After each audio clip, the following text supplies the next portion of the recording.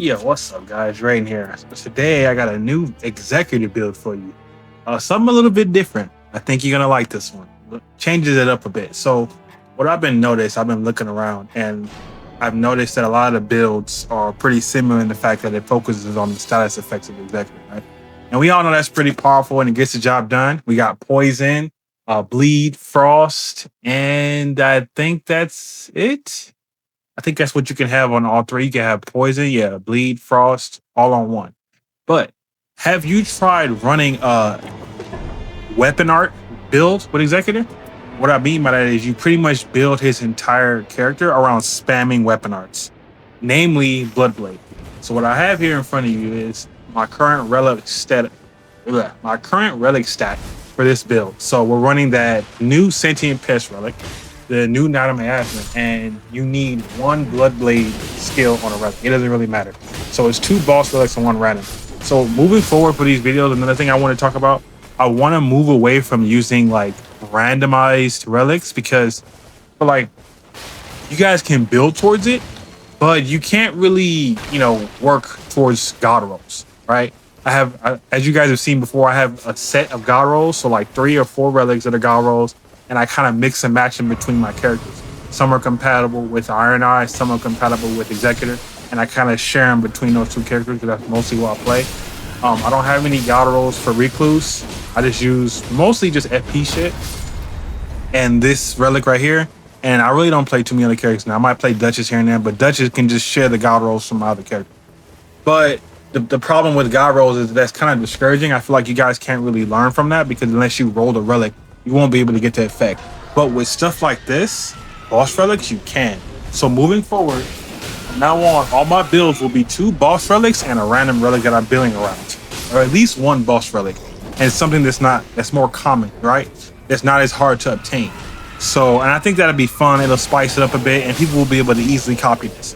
The first 2 relics you guys can get by simply being the boss, and the final relic up there, it's not that hard to get Bloodblade. You just need Bloodblade. So the idea around this one is, let's kind of talk about it. So we got increased maximum FP, right?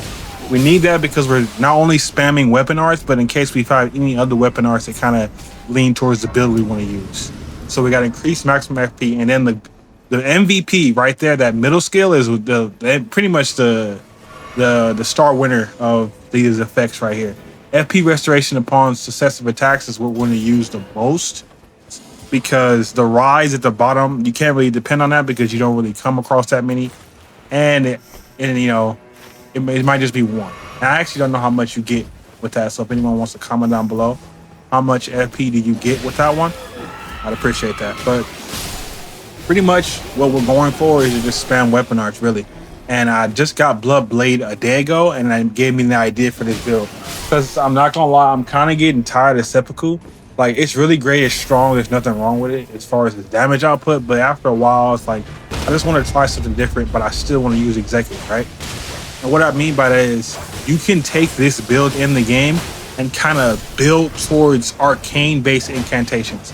Now, I know that the incantations don't really, I don't think they scale with arcane, but stuff like Blood Moon, which I tend to grab pretty often, oddly enough, if you get a swarm of flies, or if you get the little blade, the talons, you can put that on him, and with this build, you'll pretty much kind of be able to play like a bootleg Duchess. Where like you keep FP, but you're really like spamming the weapon arts and using your arcane stat to stack up. So I'm going in there with Bloodblade, and I'm just like ravaging everything. I'm killing everything, and I'm keeping my FP. I'm not worried about ran out because I have this first relic on, which pretty much covers all my FP needs.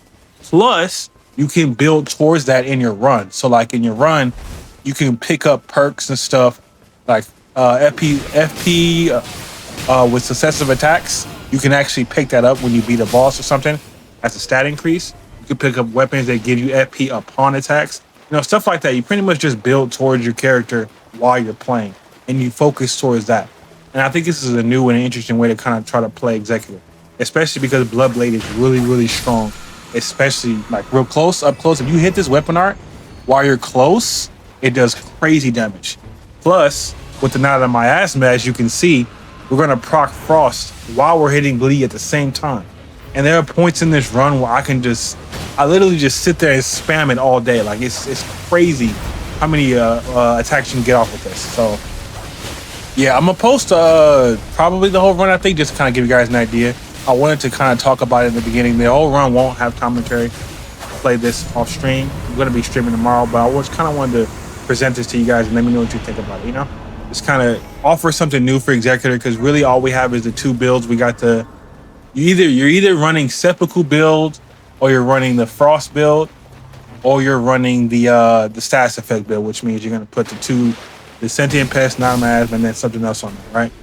With this, you know, gives you an extra option. Now, ideally, you want a stamina stat if you can for the Bloodblade, because we're going to be using a lot of stamina. So hopefully, you know, if you can roll it, great. If not, you know, it is what it is. But I would love to have a stamina perk on that first relic so that I can use it like Endurance 3, or like the one that gives you one per back. Like I forgot what it's called. It's like every hit you get one back or some shit. You guys know what I'm talking about. It's the +1, right? Or just the effect. But I think it's the best stamina effect you can get on a relic. Endurance 3 is not bad, but one or the other. So yeah, that's pretty much how I'm gonna be running this for right now, until I want to try something different. But I'm trying to mix it up and try other type of builds with Executor. You know, something fresh. You know what I mean? Because sometimes I'll pick up weapons and I really want to spam the weapon art, but Executor is not known for having a lot of FP. Plus, you might need that. I don't want you burn it up and then I have to wait for the next boss or something like that. And those little stones, I don't want to take those from a Recluse on my team or a Revenant. But with this, you're guaranteed to always have FP. And you still get the ice. You still get that frost status buildup and the hemorrhage. Now, you do lose poison, but I'm okay with that. Like, poison is strong, but, you know, I'm okay with it being like this. You know what I mean? Because we need that Bloodblade. And if you get lucky, you might find a poison on a rot weapon on the run anyway. So it's a W either way. Many times I'll find like Seppuku on a spear or some shit, or just a random weapon, a little dagger, and then bam, you can offhand that, hit the Seppuku real quick, hit him with the Bloodblade, hit him with the Frost, and you got a whole little stack. So this is just kind of what I'm working with. I really want to know what you guys think about this. I haven't seen anyone use this or run this yet. It's really viable and it's really easy because, again, 2 boss relics and you got the Bloodblade. You know what I mean? So I think it's really it's plausible and it's a good idea to give it a shot. Obviously, if you find something better, you can put Bloodblade to the side. But the beauty about that is you're not stuck to running Bloodblade. It's a really good weapon to start with, and you have Frost. You can offhand it so you can still get the Frost and then switch to Rivers of Blood. As you can see here, I found the Big Connect myself. I call this the Big Connect. If you know, you know. But yeah, so Rivers of Blood, obviously one of the best weapons, if not the best weapon for the Executor. I know there are stronger weapons, like I'm pretty sure Moog's Sacred Spear is awful, as well as Margit's weapon, the Cursed Blade, but I just like Rivers of Blood. It kind of chews to your FP, and this solves that problem. It doesn't completely solve it, but it helps a lot. You can kind of stop using the weapon art for a little bit, get your FP back up, plus you get a little bit more starting, and then bam, next thing you know, you're slicing through everything. You can literally just spam Corpse Prowler like the majority of the game, and I love it. It's so fun.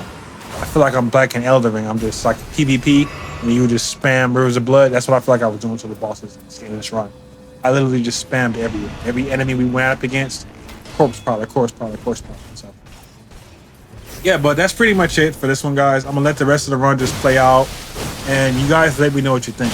Do you think this is? Are you willing to try this out? If you do, what Ash of War are you gonna start with? Remember, you don't have to start with Bloodblade. I just did because I have it and it's really good with Executor. But if you have Hoarfrost Stomp, Chilling Mist, you can start whatever you want. This is a skill build. This is a what's it called? Oh my god, I'm having a tongue twister right now. This is an Ash of War build. So you're not really gonna be using spells like that unless you find something that works towards Executor. So if you find Blood Moon or something like that. But the main goal of this build is to spam Ashes of War. And with the relic, you can do that. So yeah, that'll be it for this one, guys.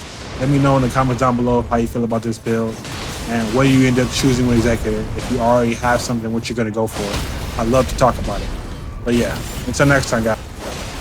Raiden out.